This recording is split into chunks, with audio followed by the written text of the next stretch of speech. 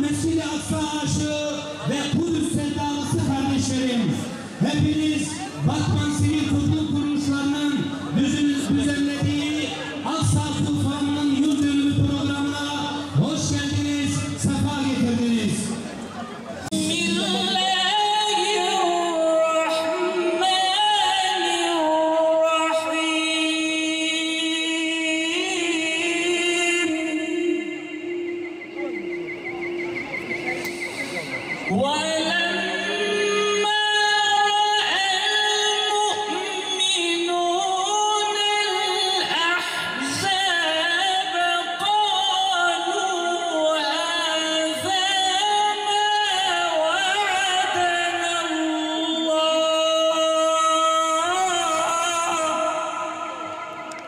Bismillahirrahmanirrahim. Elhamdülillahi Rabbil alemin.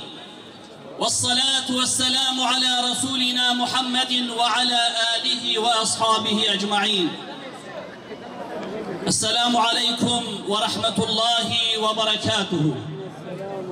Da'va Kudsi, da'va babu ecdadi khud binin, da'va khud binin, neku da'va Filistin'e bitene dibinin. Takbir!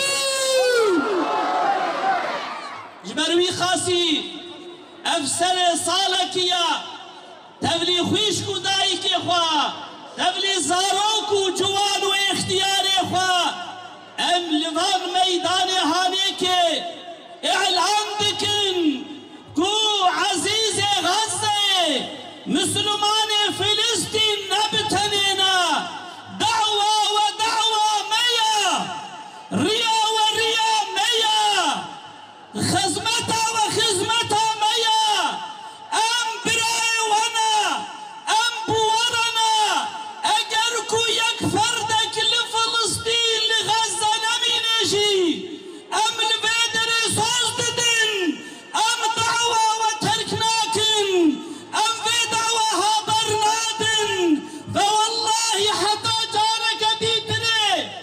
او عرض مبارك آزاد ببین اصلا وداوهانه که ترک ناکن ام لازمه وظیفه خواه بکن ام لازمه لوان انسانی هانه خودی در کبن اف دعوه محمیایا ام مقدسات ای محمیانا اف اگر اینو ام وی وظیفه فی شکلی فهم نکن ام ده مقابل وان کافر ظالم ده وكاكو خدا عمري مدكي ام وظيفة خونكن ام باش دزانين كو ويأف آقر بما بكهوي اگر عمل زاروكي غزة خودي در نكبن زاروكي موش دشتي مهرن Mazlum ümmetin uyanmışları, iman nuruyla donanmışları, ey Filistin ve Lübnan'ın Müslümanları, zalime karşı sabrı kuşanmışları, ey Filistin ve Lübnan'ın Müslümanları, zalime karşı sabrı kuşanmışları. Allahu Ekber, üzülmeyiz, Kur'an'ı elden düşürmeyiz, dileriz zafer bizimdir, gevşemeyiz, bu yol dileniş yoludur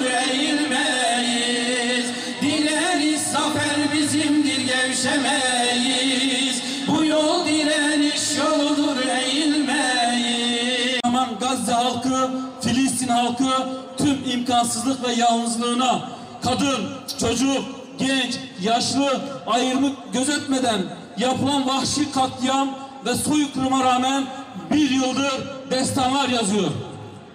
50.000'e yakın şehit verdik. 10 binlerce evladımızın mübarek cesetleri hala enkazlar altında. Gazze halkı, Filistin halkı insanlık tarihinin en vahşi saldırıları sonucunda korkunç bir yaşam yaşadı. Yaralı sayısı 100 binlerle ifade ediliyor.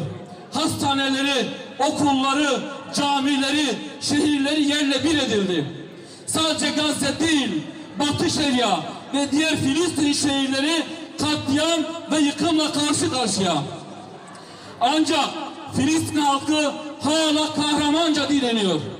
Başta Amerika ve Avrupa olmak üzere dünyanın egemen güçlerinden her türlü yardım ve desteği alan Siyonistlerin vahşi saldırıları karşısında asla geri kaçmadılar. İslam düşmanı barbar Siyonistlere ve onların arkasındaki Haçlılara boyun eğmediler.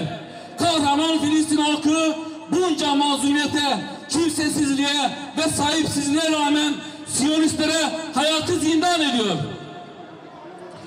Kahraman Gazze'li ve Filistinler son fertleri kalıncaya kadar İslam ümmetinin onurunu koruyacaklarına, Kudüs ve Mescid-i Aksa'nın özgürlüğü için canlarını feda edeceklerine ve Allah'ın en azgın düşmanı olan Siyonistlere zaferi yaşatmayacaklarına dair ant içiyorlar. Müslüman Filistin halkı Allah için savaşıyor. Ey İslam ümmeti! Ey İslam'ın onur ve izzetini isteyen Müslümanlar! Ey Kudüs'ün fatihleri Hazreti Ömer ile Selahaddin'in ve Filistin Yahudilere satmayan Abdülhamid'in torunları! Aksa tufanı İslam dünyasına yönelik bir işgal ve istila hareketini başlatan Siyonist Haçlı İttifakı'na karşı İslam ümmetini savunma savaşıdır. Batılı devletlerin dertleri sadece Filistin değil, Lübnan, Yemen, Suriye, Irak ateş altında. Yarın sıra İran'a, Mısır'a, Türkiye'ye gelecek ve daha sonra diğer İslam ülkelerine. Siyonistler Gazze'den sonra şimdi de savaşı Lübnan üzerinden İslam alemine taşımaya çalışıyor. Kudüs için, Aksa tufanı destek için şimdiden 2000 şehidin üzerinde şehit veren Lübnanlı mücahitler diyor Siyonistlerin karşısında. Tüm yokluğuna rağmen, ABD'li İsrail, İngiltere bombardmanlarına rağmen direnişten vazgeçmeyen, Tel Aviv'e vuran şerefli, izzetli Yemen halkı duruyor Siyonistlerin karşısında. Bu savaşlar hepimizin savaşıdır. Topyekün İslam düşmanlığı güçlerle İslam ümmetinin savaşıdır. Hakla batılın, imanla küfrün, iyilerle kötülerin savaşıdır. İslam dünyasının, İslam ümmetinin kurtuluş savaşıdır. Tüm dünya küfrü birleştiren Siyonist cephe karşısında İslam dünyası da, Müslüman haklar da iç itiraflarını bir kenara bırakıp vahdet içinde savaşmalı. Dört bir yandan direniş cephesine her türlü destek ve yardım verilmelidir. Ey Müslümanlar, ey Müslüman liderler, kanaat önderleri, aydınlar, alimler, sivil toplum kuruluşlarının başkanları, yetkilileri, siyasetçiler, Gazze halkı sizleri bekliyor. Desteğinizi ve yardımınızı bekliyor. Bütün bir İslam dünyasını ancak yerine çevirmek isteyen İslam düşmanı Siyonist Haçlı güçler karşısında direniş bayrağını yükselten Filistin'in, Lübnan'ın, Yemen'in imdadına koşmak için daha neyi bekliyorsunuz? Düşman ordularının gelip sizlerin kapısına dayanmasını mı, özgürlüğünüzü ve izzetinizi ellerine almasını mı bekliyorsunuz? Bunlar başımıza gelmeden derhal Siyonizm ve işbirliğiyle yapılan tüm enerji anlaşmaları, devam eden tüm ticaret diplomatik ilişkilere son verip Müslümanca bir tavır sergilemelisiniz.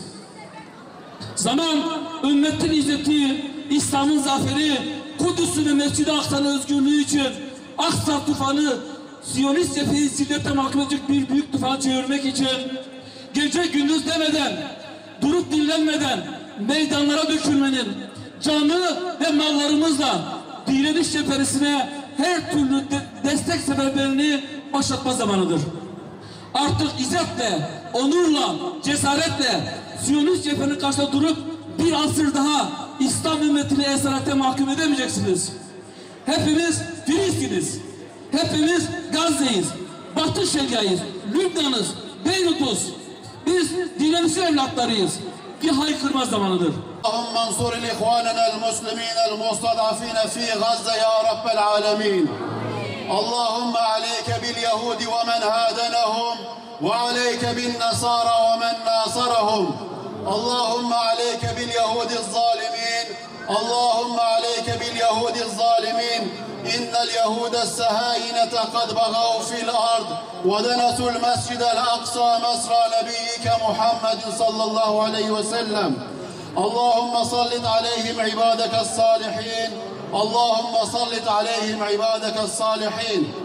Nasip eyle. Tüm dünya Müslümanlarına uyanış, kararlılık ve şehadet bilinci nasip et Allah'ım.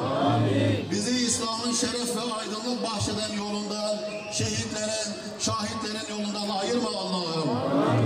Ya Rabbi, ey kullarının hidayetini kolaylaştıran Rabbimiz, soyumuzdan yetişen kuşakları salih, erdemli insanlarla dayanışan, şeytanların ayartmalarına kalmayan, sadece Rablerine teslim olmuş kimseler olmakla şereflendir ya Rabbi.